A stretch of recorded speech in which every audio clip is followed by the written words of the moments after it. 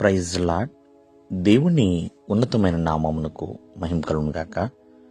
ప్రభు నామమున మీ అందరికీ హృదయపూర్వక వందనాలు. ఈ ఉదయకాలము దేవుని వాక్యాన్ని విందాం. ఆదికాండము 17వ అధ్యాయము 1వ వచనము. అబ్రాము 99 ఏండ్ల వాడైనప్పుడు యెహోవా అతనికి ప్రత్యక్షమై, నేను సర్వశక్తి గల దేవుడను, నా సన్నిధిలో నడుచుచు నిందారహితుడివై యుండుము. ప్రేమైన వాళ్ళరా, దేవాది దేవుడు అబ్రహాముకి 99 సంవత్సరాల వయసులో ఉన్నప్పుడు దేవుడు అతనితో మాట్లాడుతున్నాడండి. ఏమని మాట్లాడుతున్నాడంటే, నేను సర్వశక్తి కలిగిన దేవుడను, నా సన్నిధిలో నిందారహితుడుగా ఉండు అని అబ్రహాముకి దేవాది దేవుడు బోధిస్తున్నాడు.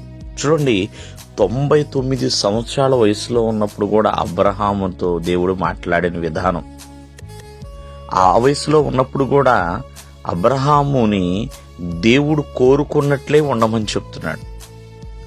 అందుకనే అబ్రహాము ఆశీర్వాదానికి కారకుడిగా మారాడంటే, దేవుడు ఎలా నడవమంటే అబ్రహాము అలా నడిచాడండి. దేవుడు అబ్రహామును ఎక్కడ ఉండమంటే అక్కడ ఉన్నాడు, ఎలా జీవించమంటే అలా జీవించాడు. కాబట్టి అబ్రహాము తను ఆశీర్వాదపడమే కాదండి, ఆశీర్వదించబడమే కాదు, ఎంతో మందికి తను ఆశీర్వాదమునకు కారకుడుగా మార్చబడ్డాడు. ఈ ఉదయకాలం ముందు ఆలోచించండి. దేవుని మాట విని దేవుని చిత్తాన్ని చేస్తూ దేవుని ప్రకారముగా నడుస్తూ మనము జీవించినప్పుడు దేవుడు ఖచ్చితముగా ఆశీర్వదించటమే కాదు, కొన్ని తరాల వరకు కూడా ఆశీర్వాదము అలాగే ఉంటుందండి. అబ్రహాము జీవితంలో అది జరిగింది. అబ్రహాము 99 సంవత్సరాల వయసులో ఉన్నప్పుడు కూడా దేవుని మాట విన్నాడు. దేవుడు ఏం చెప్తే అది చేశాడు. ప్రియమైన వాళ్ళ, కేవలం 99 కాదు, అబ్రహాము 175 సంవత్సరాలు బ్రతికాడు. తను బ్రతికినంత కాలము కూడా దేవుని మాట ప్రకారమే జీవించాడు, దేవుడు చెప్పినట్లే చేశాడు. కావున ఈ ఉదయకాలమందు మరి దేవుని యొక్క వాక్యము కూడా మనతో మాట్లాడుతుంది. ఎన్నో వాక్యాలు ప్రతిరోజు దేవుడు మనతో పంచుకుంటున్నాడు. కావున దేవుని మాట ప్రకారముగా నడవగలుగుతున్నామా?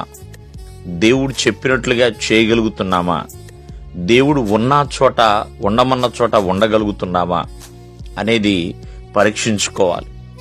ఎప్పుడైతే అబ్రహాము అలా చేయగలిగాడు కాబట్టే విశ్వాసులకు తండ్రిగా, అంతేకాదు ప్రియమైన వర్లరా, ఎంతో మందికి ఆశీర్వాదానికి కారకుడుగా తను మార్చబడి ఉన్నాడు. చిన్ని మాటలు దేవుడు దీవించునుగాక. ఎల్లప్పుడూ దేవుడు మిమ్మల్ని ఆశీర్వదించునుగాక. ఆమేన్.